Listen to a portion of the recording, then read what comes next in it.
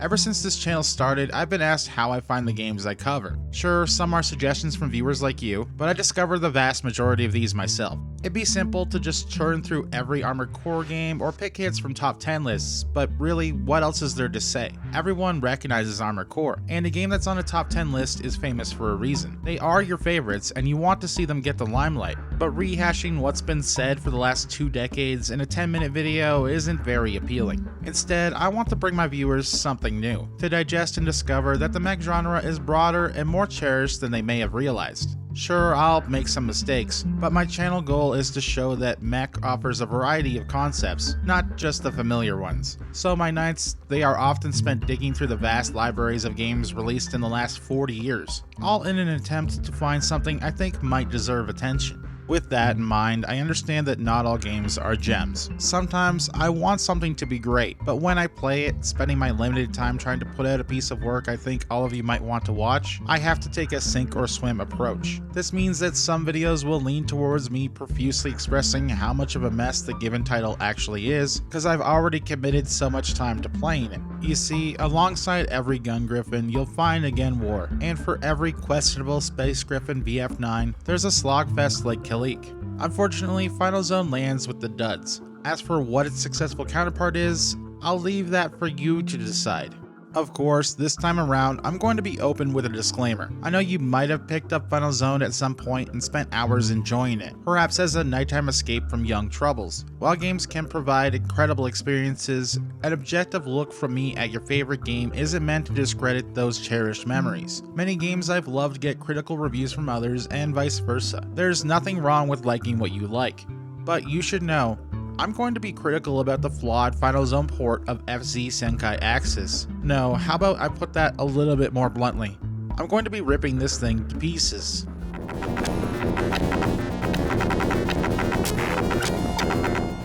Yep, if you didn't know already, Final Zone is actually a port. Specifically, a port of the way tougher FZ Senkai Axis from the Sharp X68000. Porting from a system with better graphics to the Genesis obviously had its challenges. The dev team, Wolf Team, may have been under pressure to finish this version quickly, or maybe they didn't quite grasp the full capabilities of the Genesis, much less what its North American audience was expecting. I'd say that's probably the case, especially since both Wolf Team and Renovation Products, which later became Telnet in Japan before closing in 2007, were Japanese. The internet back in 1990 wasn't what it is today.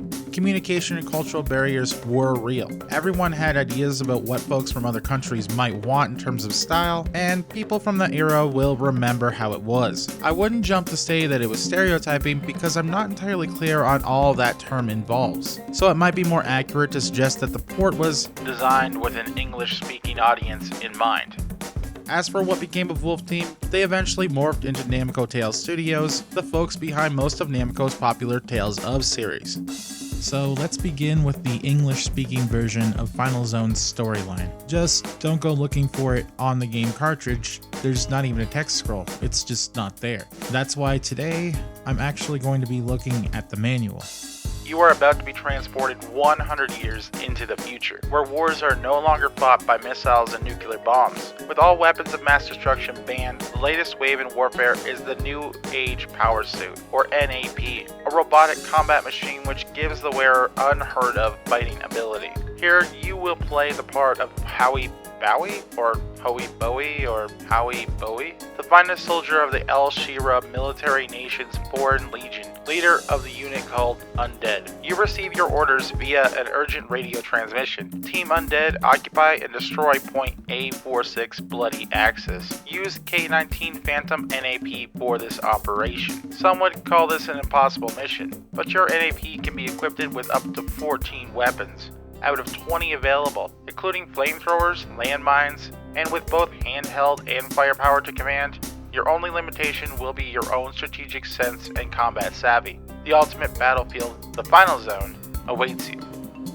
Now, it is pretty clear that some aspects of the Sharp version's story exist here, but there is also some absolute gems as well, such as the fact that the main character's name is Howie Bowie, or the fact that the game states that you could equip 14 weapons when you can only actually equip 2. Also, who names their sophisticated mecha power suit Nap? Though I will throw this game a bit of a bone here and say that some of this might have been lost in translation.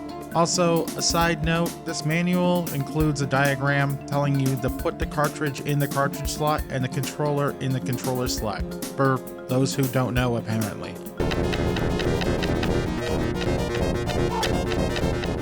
When you actually play the game, it's not that hard. I'd say it's one of the easiest Sega games out there. It's over pretty quickly, around 30 minutes, even with a few deaths and restarts. But don't get me wrong, there are some tough spots. Most of the difficulty comes from bullet hell moments, often during boss fights. Take, for example, Axis, literally a head in a jar. This boss was a nightmare for me, with it and the turrets around the room bombarding me with bullets, to the point where the game actually started to choke. Apart from everything I just mentioned being utterly terrible, the game also includes a unique life-death mechanic. It's probably one of the least player-friendly systems I've ever encountered, actively hindering the player. Health and weapon selection are linked together, with each health bar representing both remaining health and a weapon. As a bar depletes, so does a weapon. This concept is clearly a primitive version of positional damage, but actual aiming doesn't exist here, so it falls flat. The game attempts to imply damage occurring to specific parts based on the tied weapons. This is just bad logic, and it's disappointing to see this applied to not one, but technically 2 finished products.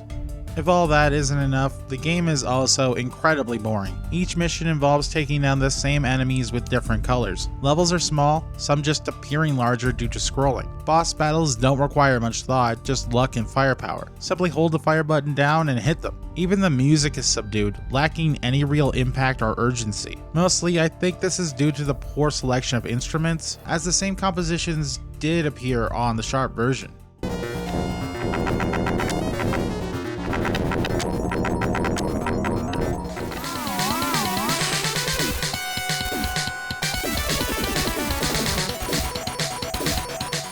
And on that subject, how is the Sharp X68000 version? How is FZ Senkai Axis in comparison? Well, I'd say it's significantly improved, but still hurting in some important areas. Unlike the Genesis port, which opened with a still image, Wolf Team dedicated a whole disc of the X68000 version to presenting a well-done cutscene. It's worth noting that it used ultra-low capacity 5.25-inch floppy disks, so the quality should be considered in light of the technology available at the time. All X68000 games were similar in this regard, so I won't be passing judgment. The cutscene depicts the mysterious undead unit being killed, with our protagonist, Howie Bowie, and doubtful he's called that here, being the sole survivor, and finding the determination to survive so that he might see his loved one again. It's remarkable how much is conveyed with so little. However, does this port live up to its powerful intro? In that regard, I'd say yes and no. Final Zone was lackluster, visually unappealing, and its systems were not player-friendly. Here, everything is visually much more pleasing. It looks really good. In fact, this is the first Sharp game I've ever played, and I'm very impressed. All the frames that seem to be missing from the Genesis version's enemies are present here. In motion, they look great and are fully detailed, but you can tell that these were cut up to create the poor Final Zone versions. Unfortunately, the problematic weapon health system remains. Your health represents your weaponry, and getting hit not only brings you closer to death, but also makes the game harder. While the game controls are better due to the numpad being used for movement, I wouldn't say that they are great. Moving diagonally is still stiff, but this is definitely due to the static buttons of a keyboard. It does make sense why the Sega port didn't work so well, because these controls have clearly been mapped to the Genesis D-pad. I hate to say it, but it probably is because of the Sharp's control style that the Sega version suffered so much. Difficulty here is also immense. FC Senkai Axis is brutal in every aspect, whereas everything was clearly toned down for the Final Zone version and held back by some design choices. Enemies are smarter, move properly, and attack harder and faster. Sometimes they even move in formation. Floating mine-like enemies are not infinite this time and can be taken out, but pose a bigger threat as they can fire at you from the beginning. Anyone who knows that Japanese gamers don't mess around. FC Senkai Access is, with the highest respect, extremely hard and very Japanese. You aren't going to be completing this one in half an hour. Why? Because you'll probably die 10,000 times and have to restart constantly until you're mentally conditioned to be a pro. Me, I wasn't able to get to that point. The game put me through the ringer from the beginning, and I wasn't even able to get past the first stage. So if anything, I'm honest, just not this good at computer games. Aw man, how do I say this? Either version you play is pretty much a bust. Graphics aside, you'll get something too easy or too hard with enemies too stupid or too smart. Both have a terrible damage system, and the choice is up to being bored out of your mind or teeth gratingly frustrated. Or take the third option and go after something else entirely. Mech paint job aside, these games just aren't great. Though by some chance, there was a sequel. Not on the Sharp or the Genesis, no, instead the TurboGrafx CD of all systems. And you should know I'm going to be playing it. So if you don't want to miss that and see my final verdict on this 2-part franchise, like and subscribe. I'll be playing it come next Wednesday. Of course, every sub also brings the channel closer to my current 5k sub goal. At 5k subs, I'll be buying the Steel Battalion controller and putting out the most beastly review on it and the games as I possibly can muster. I'm talking full rundown, gameplay review, and even streaming my experience. So sub now if you want to be part of that. I'm Kei-Nova, thank you, and goodbye.